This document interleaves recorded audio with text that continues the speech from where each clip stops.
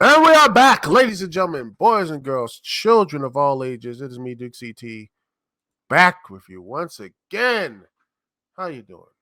How you feeling? How you doing? All that good stuff. Well, let's talk about this actor strike. Let's talk about the actor strike.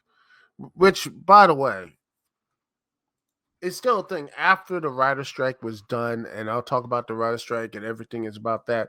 I already talked about that, but the actors are still striking.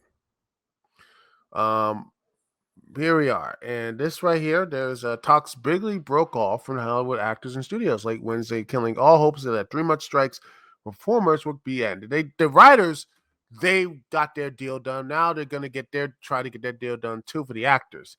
The studios announced they had suspended contract negotiations, saying the gap between the two sides were too great to make it continuing to worth it.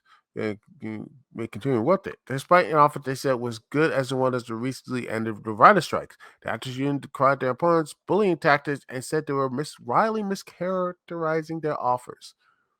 We make big moves in the direction that just been ignored and not responded to. Duncan Crabtree, Ireland, the National Executive Director and Chief Negotiator for the Screen Actors Guild and American Federation of Television and Radio Artists, have resumed negotiations, told the Associated Press on Los Angeles picket line Thursday. We're not going to find a solution to this if they just leave and don't talk to us. On October 2nd, the first time since the strike began, SAG-AFTRA had resumed negotiation with the Alliance of the Motion Picture and Television Producers, which represents studios, streaming services, and production companies in strike talks. While negotiations resumed with writers last month, their strikes ended 5 days later, but similar progress was not made with the actors' union. The studios walked away from the talks after seeing the actors' most recent proposal on Wednesday.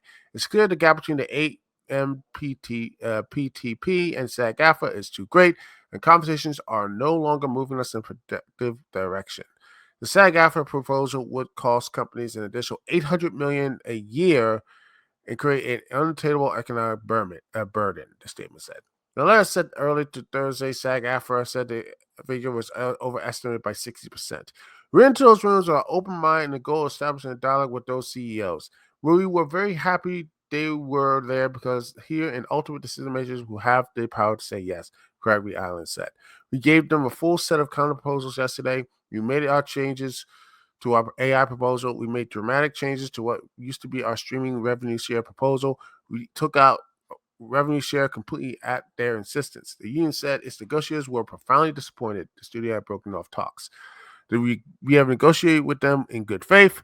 The letter read, despite the fact that last week they presented an offer shockingly worth less than they proposed before the strike began.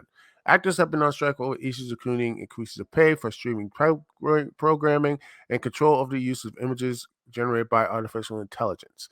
The AMPTP insisted its offers have been generous to the deals, brought an end to the writer strike, and brought a new contract to the Directors Guild earlier this year.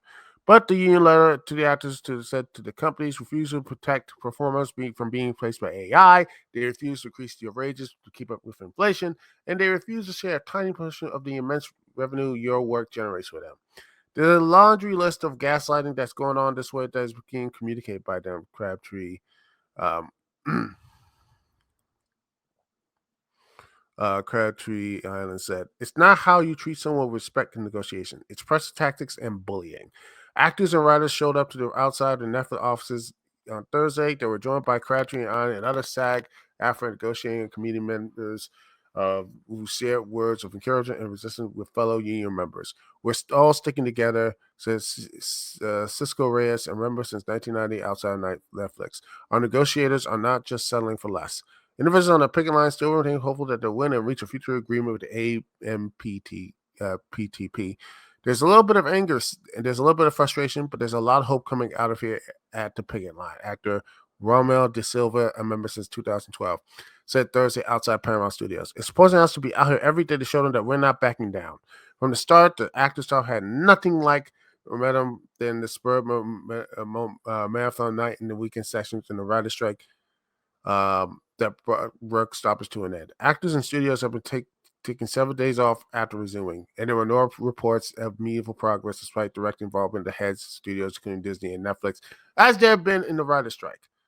The writers did not have their own false start in negotiations. However, a month before successful talks, the initial attempt to restart ended after just a few days. Members of the Writers Guild of America voted almost unanimously to ratify the new contract on Monday. WGA leaders touted the deal as achieving most of what they had sought, what they went on strike nearly 5 months earlier. They declared the strike over and sent the writers back to work on September 26. Some WGA members went back to the picket lines Thursday in solidarity with the actors, including Tommy Pico, a member since 2020, who remembered the support from the actors when the writers went on strike first. Pico said that the AMPTP could put the end of strike right now. Those absolutely have they absolutely have the ability, they have the means, they have the opportunity, and they are not. I feel like it's a power move. Late night talk shows return to air, and other shows, including Saturday Night Live, will soon follow, but with no actors, production on scripted shows and movies will stay on pause indefinitely. Whatever differences we have are going to get resolved by talking to each other, Crabtree Ireland says. We're ready. We're at the table. All they have to do is come back. And honestly, I think that's the where we are right now. Is that this whole going back to AI? It goes all the way back to AI. It goes all the way back, you know, to AI and everything to that. And that's the problem. I think the real um, the issue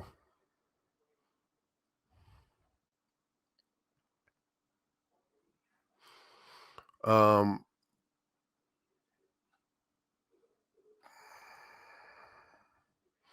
the issue is with the action. Um, you know, I mean, I mean, that the issue is AI and how we use it. Because remember, this is not new. This has been let me just get back here to the point. I talked about this. You see that? Let me just again. Um, Star Wars Rogue One. Let me just if I can just let me say. Um,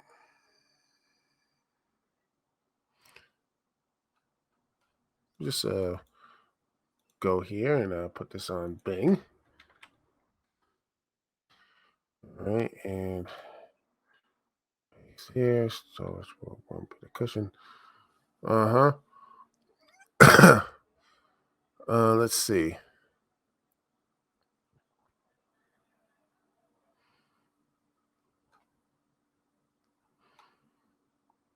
Because right here, let me just put this here. Vulture here.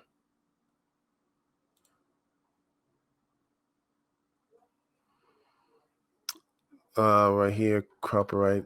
They brought him back. I need to see the movie first. Stop here. All right, let me just get the stuff here. Right here.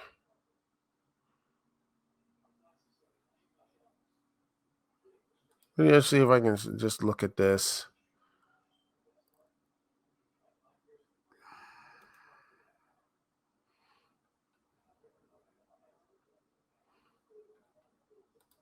Just see if I can find it. All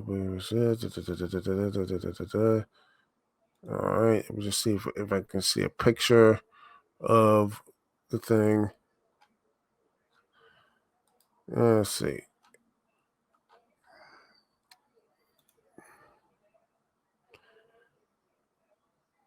Here, I know this is an article, but yeah.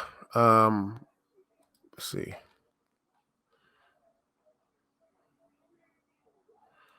Let's see.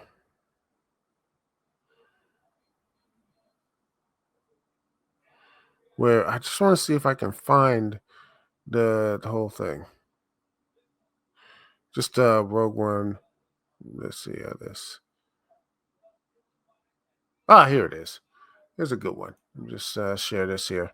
This article that shows the whole thing. There they are. But yeah, here they actually brought back um Yeah, remember Grand Moff Tolkien? They brought him back using, digital art, um, and all this stuff here, the AI and everything else. It brought back Carrie Fisher, these type of things, and this was the beginning back in those 2016. If you remember this stuff, this was one of the big talking points about digital likeness and AI. This was one of the big things, and it was coming. In fact, it's funny. I remember a show the critic had this thing too about having to using computer and technology and make like films like had like sad endings but happy endings. It was made as a joke, but I remember they said, "Oh, they the Casablanca, the girl the girl comes back to him, or everyone has a happy. They made these sad films and brought these happy endings there. That is what that whole thing was, that was the thing. And I feel like we're on the steps to that. We're stepping to the point of digital acting, and we're going to start re-editing. We're already re-editing some scenes in these films. So what's going to stop them from just doing, new scenes and new like what if stuff like from Marvel or DC or like that type of comics? Like, what if this happened? And then just slowly make it to the film, that sort of stuff. So I this is the attitude I'm looking at the AI stuff. Again, Disney and all this stuff, they opened the Pandora's box about this. They opened the Pandora's box here. They opened the Pandora's box about this. Actors, doing this stuff for digital information and everything else. And now here we are. And I'm hopeful the writers got something done here. I'm hoping the actors too. But remember, streaming is not making any money. They are going to they're getting the bucks kicked on it from Disney to Warner Brothers Discovery to Universal. I mean, Peacock has been taking so many L's, it's not even funny. They're going to supposed to be profitable by what? In 2027? I honestly think I am not going to be surprised when most of these streaming services by 2020. By I honestly would not be surprised by a major service, Paramount TV, or all the stuff will be basically are gone, will be gone. I think that's what's going to happen. I believe these things will be gone in 2 or 3 years. You're going to see these things go dropping like flies. And I said this on my Facebook thing. I barely use my Facebook page, but I said this on my Facebook page that I think in a couple years you're not going to see any TVs anymore. Like you're not going to see anyone using like big screen TVs or stuff like that. You're like online TV. Every television is going to be online. Oh, not anymore. Um, they're going to be done. They're not going to have, um, yeah, they're not going to have. It's going to be de-emphasized because we're going back to because streaming is going to be de-emphasized. It's going to be non-online televisions. You're going to have big screen televisions with little to no online uses. You're not going to have connect to YouTube. You're not going to be connecting to, Amazon Prime. You're not going to have that because it's going to be so streaming is not going to be pushed. It's going to be in a position of holy crap. We're not going to make any money with this. You might going to have a streaming service, but we're going to be doing a pivot back to cable.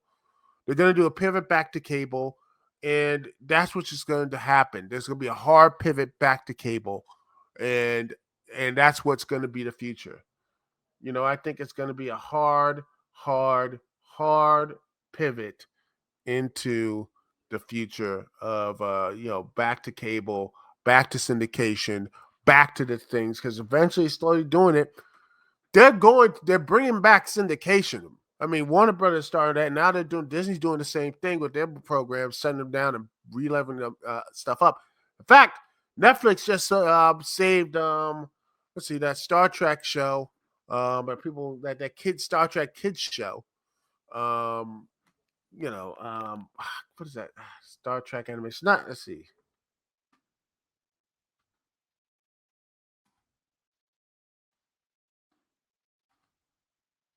I know it's not Lower Decks. It's fine. It's Prodigy. Yes. And to me, it's just weird that all the three Star Trek anime is the animated series and Lower Decks and Prodigy. That's it. Those are the three. And I'm like, I don't know. Look at what Star Trek and see how the weird and all the alien stuff and all the stuff here. I think it's just, I look at it and I'm like, that would be a great animated show. I mean, other than, I feel like they really did. Star Trek really dropped the ball where they didn't do animation. I think they really did drop the ball with animation. Star Wars, they smart enough. They actually had like some animation stuff there. You know, the Clone Wars. You had droids and the Ewok, all this stuff there. They had like animation stuff there. Star Trek, for whatever reason, and this is a recent thing, regardless of quality, they only have three. It's the animated series, Lower Decks and Prodigy. It's just weird. I don't know. Just like, come on now. It just weirds me out. But yeah, like I said, the actors being on strike, the actors are doing this because of AI. You look at the AI here. This is going to be a problem. AI is going to be the future of AI is what they're going to be used. It's a tool. Yes, I get it. It is a tool. It is something that people are looking to say they can make, better stuff with. There is, and I say this, and I know people are going to be pissed off. There are legitimate reasons to use the AI for art.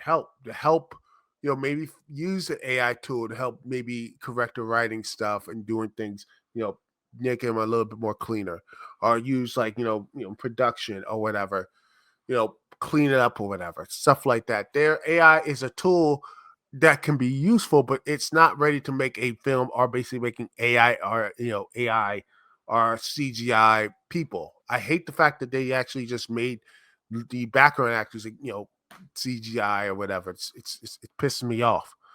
It's just I wish there was more production phases and everything like that. And speaking of that, ladies and gentlemen, we're going to take another little break. And we're going to be talking about some really good stuff here about Marvel getting back to Marvel Studios, going back to the roots here. So we're going to talk a little about that. We'll be right back here live on the Dukect Lounge. Thank you so much for watching. Thank you so much for being here. We'll be right back right after this.